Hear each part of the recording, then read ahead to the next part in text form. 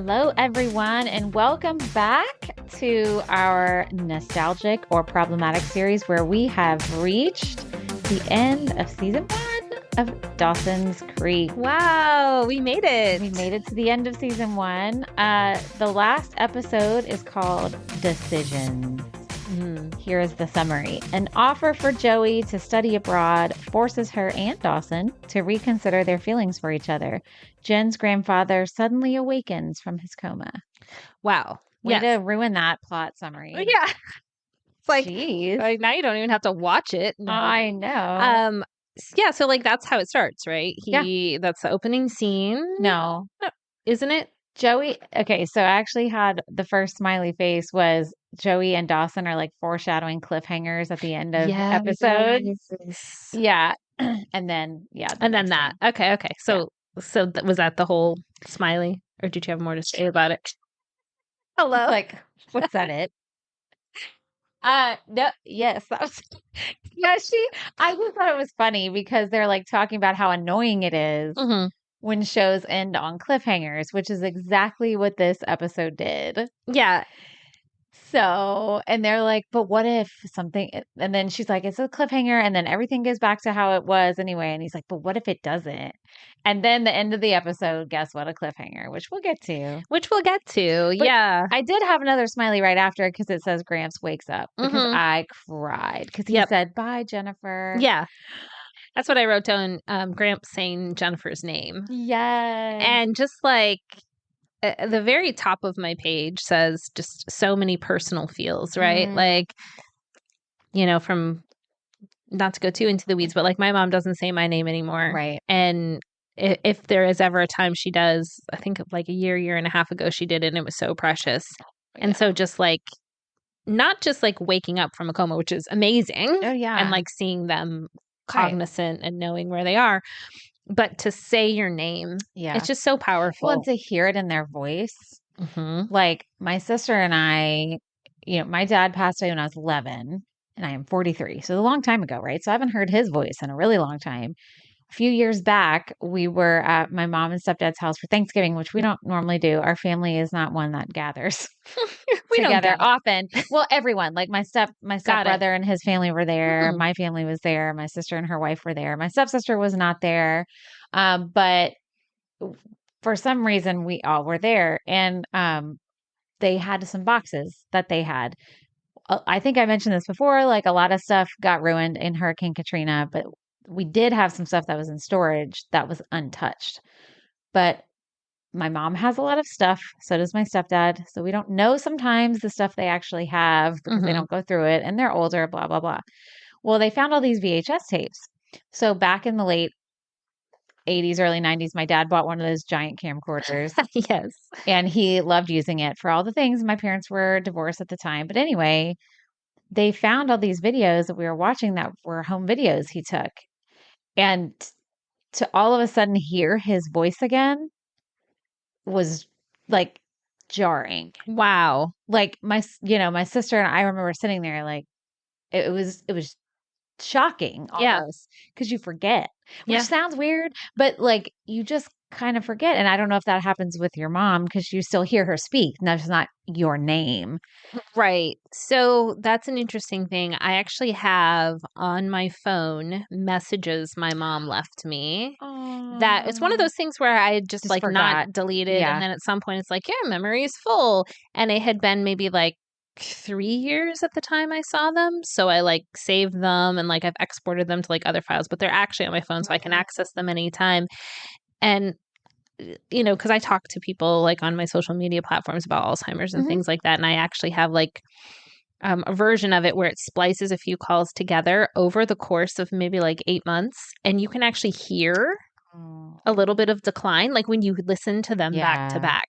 But like the first one in there where she's like, hey, Kate, da, da, da, da, da, da, telling me all the things, it's jarring. Even though like I can be there and she can say a sentence to me. Yeah. It's not the same as like intentional speaking. and calling for a reason and like all the things that go into leaving a message for someone about something you need to tell them, you know? And that always, like when I re-listen to those, you know, 'cause like I access them all the time. They're on my phone. It's a very jarring thing that's the same person. And it wasn't that long ago, you know? So I can totally see that. So just that simple and like, you know, what I've said this whole season, I love most of their writing and just that storytelling that it could have been a moment that was like almost too much. Like it could have been like a grabs her hand. I love you so much. Do great things with your life. I'm so proud of you. But it wasn't. It was like just saying her name and like a normal greeting. And that by itself to me was so powerful and really set like such a tone for the rest of the episode. For all the storylines, but certainly hers and Graham's. So I thought that was good. And then, you know, we get into this whole part where Joey asks, what does she ask? Jen and Dawson about getting a passport. And they're like, what do you need that for? And Dawson immediately looks panicked. Oh, well, you know, there's this scholarship for a trip to France. Whoever can't go because she doesn't want to because of her boyfriend, which, by the way, is such a high school thing to do. Although we'll get to that. And of course, like the 42-year-old mom in me who sees all these things she's up against, dad in jail, not a lot of money, no way. I'm like, girl, go pack your bags and take your butt to France. And she says something about how she would leave in 2 weeks. And immediately Dawson is already inserting himself into the narrative. I wouldn't say it's like trying to sabotage her, but trying to kind of put doubt in her mind why she shouldn't go. And I hated that. I hated it too. I had that as a frownie. And I had in capital letters, do not miss out on traveling abroad for a boy in capital letters or a girl or whatever. That is something I've never gotten to do is travel abroad for lots of reasons and circumstances. And I told my oldest, who's a senior, like Katie's oldest is a senior, we were talking, a friend of his that's in college. He's like, oh yeah, John's doing this, this program where he can travel abroad and study. And I was like, if you get a chance to ever do anything like that, do it. You're traveling on the school's dime. It's organized for you. You have a place to stay. You're fed. Go see the world. I hate that I have not had the opportunity to do that ever. Even, you know, we were in the military for 20 years. Troy saw the world. I did not. Okay. Right. All right. So like everyone's like, oh, you must have seen so many cool things. I was like, I have seen the United States and not the best places in the United States, just so you know. Right. So anyway, I like that. I didn't like that. And I also, ironically, we were just talking about my dad.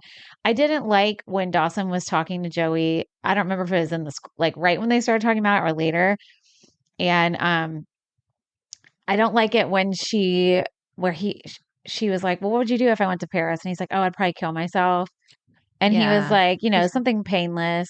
And I really don't enjoy when suicide is made light of. And again, this is the 90s, but that is problematic. It's problematic. Also, it's just like, because obviously he wouldn't really do those things. Correct. That's the making light of it point. But like, again, it's Dawson. Like, Dawson, you have an opportunity to be like, I will really miss you, but cannot wait to hear about it. And I mean, what a shitty friend to be what like. What a shitty friend. Make it about him. Exactly. Make it about him. I don't know. Maybe in this final episode, the Dawson stan is going to go away. One thing, okay, so kind of in the same vein, so these are like two kind of whatever, is when Bessie basically guilts Joey into going to see her dad.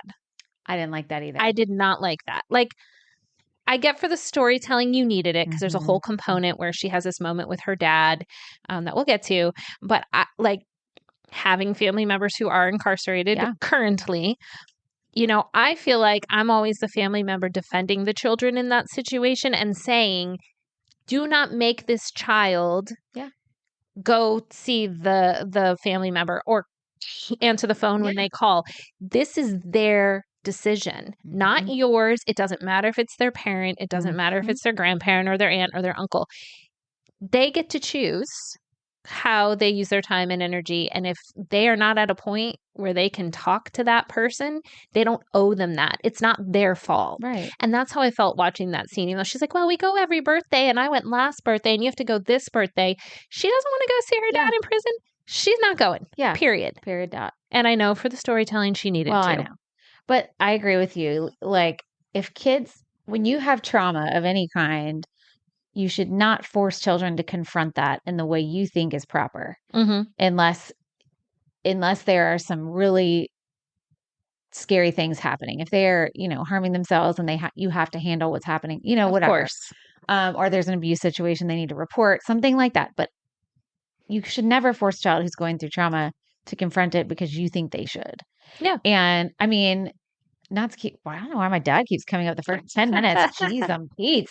My mom, when my dad died, I was 11. I was young. I didn't want to go to the funeral. He had an open casket memorial at our church and then a closed casket, burial or whatever. I didn't want to go to the church. And I was in therapy at the time. And the therapist told my mom, do not make her go. Good. If she does not want to go, do not make her go. And my mom was totally on board. So she found somebody to come sit with me, while they went. And my mom got so much heat for that, for not forcing me to go. But somewhere in my little 11-year-old brain, I didn't want to remember that. Yeah. My dad died in a really tragic way. And I didn't want to see.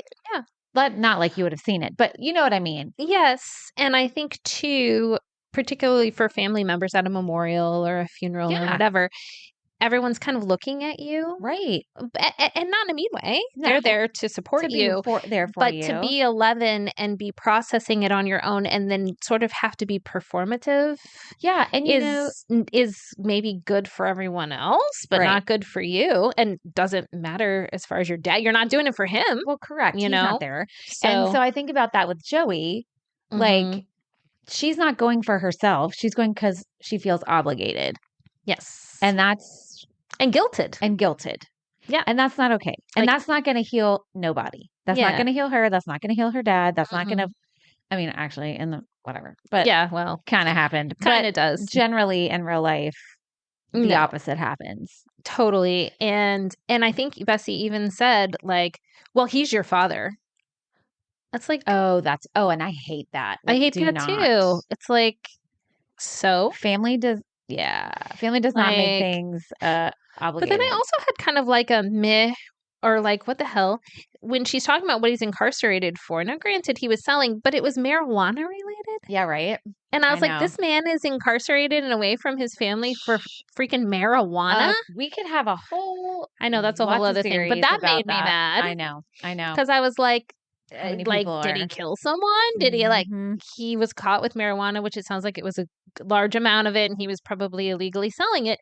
But I was just like, how awful. And of course, obviously more common back then, but that's still happening. Yeah. Like minor drug infractions and people are locked up for years. For a lot of their life. Low income and certain, backgrounds of people. And anyway, that's another episode, but I didn't like that either. Same. But I did say that Joey's dad is kind of handsome. I know they got cute dads up in here. They really do. Yeah.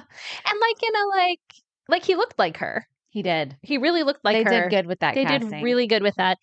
And just seemed very just like a kind face, like just the eyes. Yeah. And I think you're meant to like feel badly that he's there. So he has to look like that. Yeah. But yeah, the eyes, everything. Yeah. I liked him a lot. Well, I had another frown. Damn, we're going hard early. I had another frown, like a problematic, was when Jen and Graham are in the hospital. And Graham goes on this whole thing about how he woke up because it was like God's timing. And then Jen's like, okay, but like, he's responsible for this, but what about like AIDS and kids getting hurt? Like, he's just suddenly not responsible for that. And her only answer is, we're not meant to understand. When I was in the church, that was always the thing that irritated me. And I never understood that. Like, so all the good things happened because you earned it by praying hard and being dedicated and God's good grace and all these things. But then the bad things, it was just because we're not supposed to understand his plan. Right. Now, I am not hating on anybody's faith. Okay. No. I just want to put that there. but I understood Jen's frustration. Yes. I actually wrote the prayer stuff relatable. Oh, yeah. Meaning like, yeah, and again, not hating on anyone's religion, but part of the reason as an adult I left organized religion was because of the sort of don't ask questions Same mentality. And again, probably not all religions or particular churches or groups do feel that way, but at least the circles I was in, that's how it was.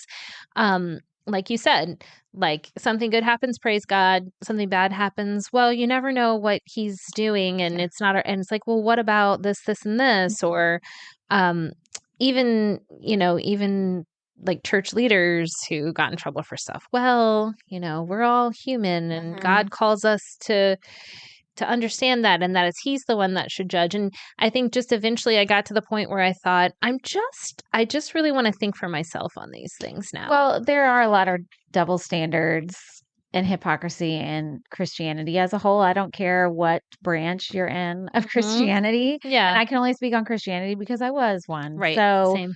Of various denominations and sects or whatever. I mean, SECTS. Sex.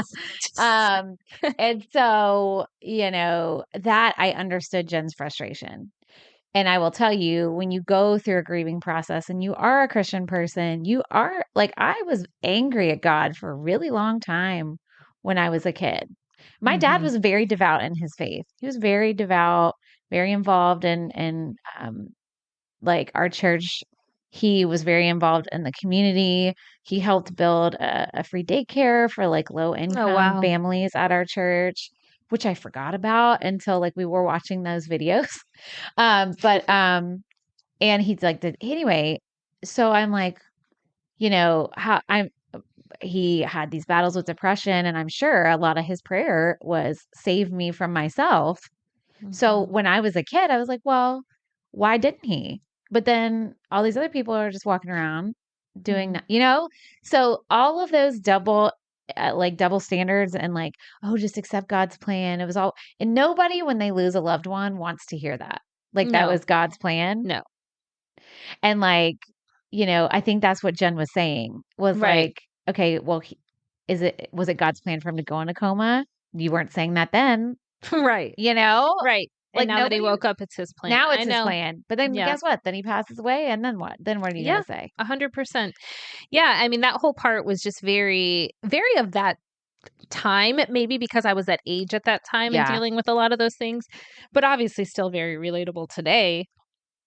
Depending who you're talking to and that sort of thing. Yeah. Well, what else do you have? Jeez, I'm Pete. Let's keep going. Should I even talk anymore? I had a lot of like sad, like this was a sad episode. It was heavy. It was heavy. It was very heavy. Because then I also I just had this wasn't a problematic or nostalgic thing, but I just had Pacey when he was talking to Joey about his dad. And, he's got this really messed up relationship with his dad. His dad is pretty emotionally abusive. And it just made me think how hard parenting is in general. But if you have generational trauma behind you, which he obviously does, and then Pacey's going to carry that into his next. And I think about our parents' generation, just every generation I feel tries to do better if they can. And it just made me think and then Joey's dad, he's in jail, and she's trying to get by without a mom and has a dad who's not there. And that's going to affect her one day when she's a parent. It's interesting to watch that as a parent. Yes. And think about it. Yeah. And he, in that scene, Pacey has that line where he tells her that his dad was bummed that he didn't do well in a sports event, which is so arbitrary and dumb, and that he overheard his dad tell his brother, well, at least I have you. Can you imagine? Yes. Oh, yuck. Yeah. I mean, I think we all can imagine how yucky that feels. How yucky that is. And it's weird because, that whole saying of sticks and stones can break my bones, but words can never hurt me is not true. Yeah. Because words carry weight. Absolutely. And my kids remember stuff that I've said, and I don't even remember I've said it. And it's oh my God, I really said that to you. I'm so sorry. Yeah. Because sometimes you say things, and I mean, maybe his dad said it and didn't mean it or whatever, but that's what he remembers. Yeah. Anyways, what else do you Yes. have? I just put a heart and I just said I loved when Joey gets in the rowboat and rows away. Why? I just like, you go, girl. I don't know. I just love that part. Like there's a couple times she does a whole I like love that. literally Yes. running away and rowing away Running. from Dawson in this episode. So this was the first one. And just I don't know that she's just her own person. She's like, I don't want to be here anymore. I I'm gonna am get rowing my little rowboat, which I didn't call a canoe. a canoe. I have made progress this season, you guys. I have done it. Oh man. So we have to talk about the song, talking about Yes. Sad, that plays multiple times in the episode. Mhm. That Sarah McLachlan song. What's it? Angel. Oh yeah, Angel. Okay, so all right, we'll be honest right here. Katie did not finish this episode until right before we were recording. Yes. I walk in today. We finished one episode and she goes, okay, confession. I have 10 minutes left of Dawson. And I'm like, that's literally when everything happens. Yeah, she's like 10 minutes of the last episode of the first season of Dawson's. We can't just like skate by. You have to watch this. No. So, of course, that song comes on. And she's like, of course, Katie's like, of course, that makes you remember the sad dog commercials. Yeah, the in the arms of the angel fly away. What was it that whole part? commercial for? Well, it's for the like Humane Society or something. And it's all the like abused animals. I couldn't remember if it was for PETA or for like. I think it's for the ASPCA. Okay, I think. But anyways, it was all over this episode, like literally. Yeah, it played over. Like, and then later a different verse would play, and then. But I mean, I love that song, and boy, Sarah McLachlan was having quite a time during this time period. Like, Adia, loved that song. I Will Remember You. She had another one in City of Angels, I think, and this was Lilith Fair time too. Lilith Fair time, like, headline, and that song's great, and they used it great in the episode. It's just. It's had such staying power. I mean, it's definitely nostalgic. That it totally is. 100%. Like you hear it and you're like, oh yeah. That one, I'll Be by Edwin McCann was on there. The I'll Be Your Crying Shoulder. I love that one. Bless the Broken Road, which a lot of people, I know Rascal Flatts did a version of that. I think it's a country song, but it's a girl singing it. It's a girl. I was trying to figure out if I could recognize the voice. I'm sure it's listed somewhere. It was on that Dawson soundtrack that I had. It is? Yes. I wonder if it's like Trisha Yearwood or something. It kind of sounded like her. Yeah, it sounded like her. Who needs Google when you can go to your CD collection and just look? Well, because that'll tell me the exact one that was on the recording. True. But anyway, that song Broken Roads, even though it is a country song, I still really like it. I love that song. And I do not like country songs. It's such a great message. So like if for some reason you haven't heard it, it's all about how the kind of stumbles in our life lead us to the good thing. Right. And like was God bless the broken road that led me straight to you. Yeah. Well, I just have like a whole page of sad things. Not like problematic, I just wrote the word sad. Sad. Which we talked about quite a few of them. But it made me so sad when Jen is just like so lonely. She just needs to feel that attachment to somebody and something. Her grandpa, she can't have it with him. Her and her grandma don't have it either. Doesn't really have any good girlfriends around. And then she kind of doesn't, and she's trying so desperately to get just that feeling of a someone. And it like broke my heart to watch her clinging to Dawson, and he's so uncomfortable. Yes. I actually said, because I was watching it while Dani was here. I know. She's waiting for me, rage scrolling through her phone that she has to wait for me. I was cleaning out my email. But rage scrolling through her email because of the emails, not because of me. No. But yeah, I said, wow, his acting's really good here, because you see what you were saying, the sadness of Jen kind of juxtaposition next to his discomfort, disattachment, like almost like oh shit, what do I do? I don't want this girl in my room. And this was a girl he would have loved, like I don't know what the time frame is, 2 months, 3 months earlier. I hadn't really thought about her loneliness. That's a really good point that you bring up. She's not with her parents, and even her Grams, while they kind of have that connection at this point in the episode or in the season and in the episode, her Gram's brain capacity is on one thing. Oh, yeah. Which is the Gramps who's in the hospital and maybe waking up, and then he's not doing good again. So like there's not a capacity there other than pray, and then they're arguing about that.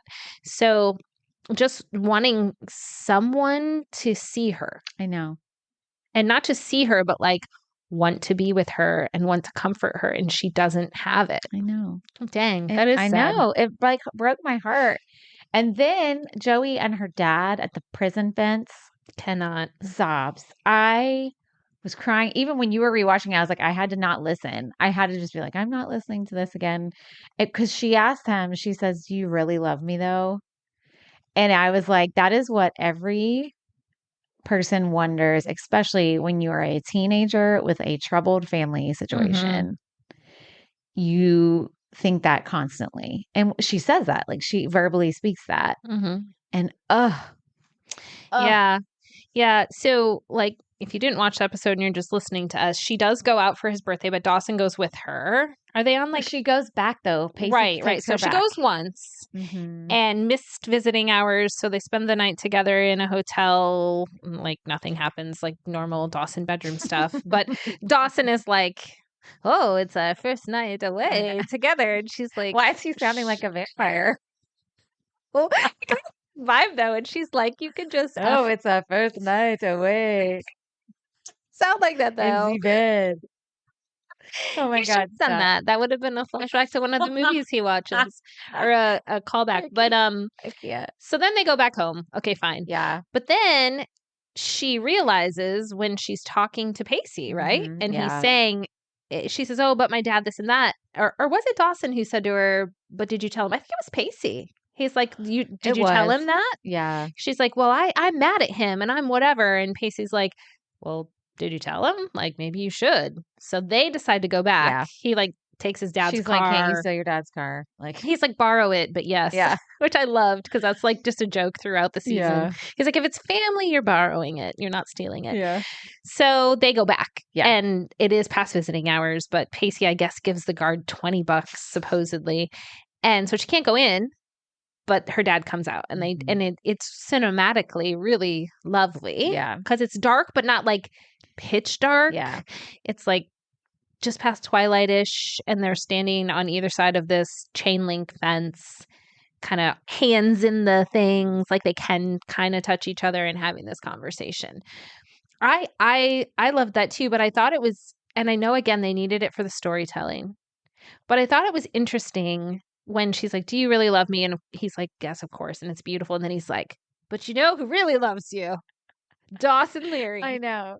And you love him, don't you? And I was like, okay. Kind of like, what? That was a little bit forced. Like they're having this beautiful moment about them. And now all of a sudden it's like, although if you're a parent of kids these age, which we are, and you see someone who cares a lot about your kid, whether that's a friend, whether that's a romantic interest, whatever, sometimes you do say something because you're like, oh, I see this. Do they see it? You know, whether they want you to get up in their business or not. Hilarious. But it was funny because I was like, it was awkward. Okay, now we're talking about Dawson. It was awkward. It was awkward. I agree. Well, my very last thing, and then we can talk about whatever you have left. Okay. I remember this was nostalgic for me because at the very end, I remember screaming when Joey and Dawson finally kissed. And Katie did. She squealed. I was like, oh! She squealed. When they finally kissed, I was like, God, the tension. Lord, release. And they finally kissed. And the interesting thing that I forgot, when I finished the episode, I was like doing something and I forgot to stop it. And so it went right into the next episode, which was episode 1 of season 2. And that episode picks up right where this one left off. Right after the kiss. Dang. And their like conversation and all that. Cool. So it really is a cliffhanger. And there's not a lot of shows that do that. Usually like it comes back in and there's been time. They've been dating for 3 months but or whatever. It started exactly at the kiss. Same song, same everything. Wow. So they must have filmed it. Because like in advance, he didn't have his new season 2 hair yet, and like, so they must have filmed it and then decided where to put it. But anyway, that's actually really cool. What else do you have? I didn't have much else. Just I like the line where Joey says, and this is that final scene in Dawson's bedroom. So first of all, Dawson's acting. He's like just up in her face, I just know. staring at her while she's talking. And it was so sweet. But that's the tension even It more, because you're like, Hello. clearly you want to kiss her, so just kiss her. But he just keeps letting her I ramble know. on and on and on and on and on.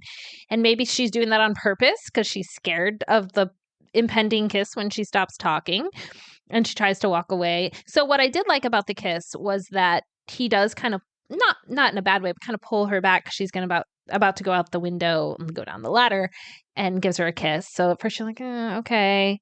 But then she kisses him back. Mm-hmm. And I was like, okay. Mm-hmm. And now we're both kissing together, And you know? now, And I really liked that. And the lighting was good. Well, it's funny because the camera pans out and you just see their silhouette in the window. And I was like, oh, and now Jen's going to see them. And Danny's like, no, that's really just how it ends. And I was like, oh, okay. That was all. So now that we're here at the end, Yes, we should Here we have some are. final thoughts. So the question is, since the whole point of our series is Dawson's Creek nostalgic or problematic? I think nostalgic, but that's only if you could remove the accepted pedophilia storyline. I think it would be almost perfect as nostalgic. There's also all the homophobic jokes, of which there was another one in this episode that we just watched. They're pretty much in every episode. They're in every episode. Like, it took me a second. I was like, oh, yeah, I just heard that. That is what was said. I think if those were not part of it, I could easily stomach the rest of the small things, I think. The black boyfriend's a bit much too. So I don't know. Now that I'm thinking about you mean them making an issue? Making an issue. Sorry. I was like, if this is the first one you've listened to, that would sound a little jarring. No, the fact that they say that all the time. I wrote that. I said, like so many things from the 80s and 90s, it's both for me. Mm-hmm. It's giving both. And it's a weird place to live in. It is. Because I said the three biggest problematic things for me this season, because then there's a whole nother bunch. There's another part, was obviously the acceptable pedophilia with Miss Jacobs storyline, that whole thing, which was the first half of the season. Okay.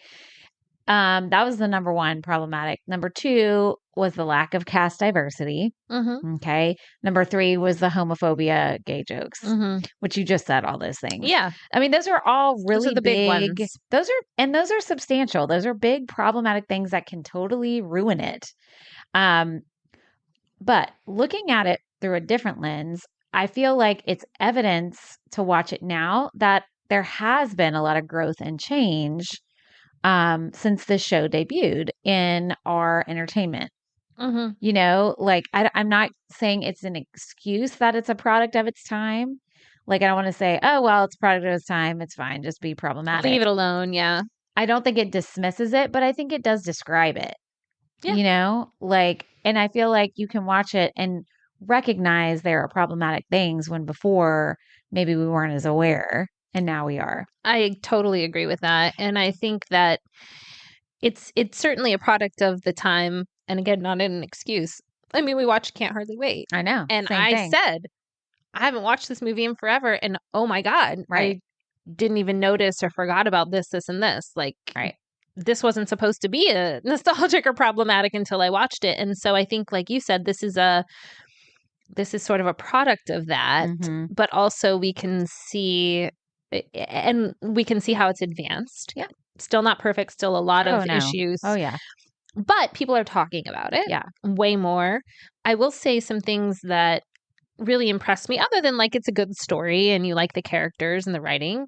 Again, I've mentioned this in other episodes. They do a great job of presenting teenagers as independent, intelligent beings who make decisions, and sometimes they're not great ones, but they make decisions. They deal with the consequences of those decisions. They're dealing with adult things in the best way they know how, all of them in different ways. I mean, even Dawson, who's, got this like quote unquote kind of picture perfect life, his mom's having an affair that ends up being a very public affair. And that's a very adult thing that he has to deal with. Obviously, Joey's got the more obvious things, dad in prison, mom died of cancer, all the things. Pacey and his relationship, and then Jen and, basically being sent away from home. So, but really like not showing them as victims, but showing them as like human beings doing the best that they can with what they've been given. Yeah. And I like that. I think that that's great. Yeah. And I think too, for me, there's so much nostalgia just in like the clothes and the music and like the pop culture references, you know? And it also, I wrote down that it made me remember what a sucker I am for teen dramas from the past, even when they are so messy. Like, yes. I am a sucker for them, and I think that's the key piece, is because it has so many things that were part of our own coming of age sprinkled in there. Like, oh, I wore that outfit, a similar outfit to my homecoming dance, and I plucked my eyebrows to look like her. So, and pageants really were like that. Right. I know firsthand. Right. Yeah. So I think there's both. I think it's equally problematic and equally nostalgic, but you have to hold space for each. It's like the yin and the yang. Absolutely. And I think you have to acknowledge and point out, like, if there are younger generations out there or whoever rewatching the show, it's important that you recognize what is icky when you revisit. And why it's icky. And why it's icky. And why we've hopefully kind of and how we can do better from there. Yeah. And so, listeners, you may be wondering, what's next? Well, we're not sure yet. We do, sort of. We have a whole lot of ideas. We do. We're probably pausing on Dawson's for this series. Doesn't mean I won't go on and watch season 2. But we have some other things, a nostalgic or problematic pipeline, I guess you could say, that we are going to do, and then maybe loop back to this, because as you mentioned, season 2 is a whole different animal. Yeah, we have some more characters come in. More characters, more issues. We have another death. Oh, yeah. Yeah. So we'll see. And like I said, we've already got kind of a little lineup of what we want to do. But if you have some ideas for nostalgic or problematic, even one-off things like when we did Can't Hardly Wait or whatever, let us know, because there might be ones we hadn't thought of, or it might be one we're already working. True. And we can give you some good news. We may be pulling in some guests too to do a few with us. For sure. That was fun. I think definitely. And we've had some people request to come back. Carlos. Carlos. We may have a little movie fest with Carlos, so that'll be fun. Yeah. So that's it. He doesn't know yet, but now he does. He knew. Yeah, that's true. We did tell him. We've talked about it. We have talked about it numerous times. We talk about lots of ideas. Now, when we actually make them happen is the key. It's the key. Okay, well, that brings us to the end of our nostalgic, problematic season 1, Dawson's Creek. Yes. Stay tuned for the next in our series. We don't know yet when that's going to debut, but stay on the edge of your seats. Yes. And thanks to everybody for listening. And maybe go listen to some Sarah McLachlan. Get in your feels today. I don't know. This was heavy. Or just watch the episode and you'll hear the whole song numerous times. So you could do that too. And we'll see you guys next time here on Generation In Between. Bye.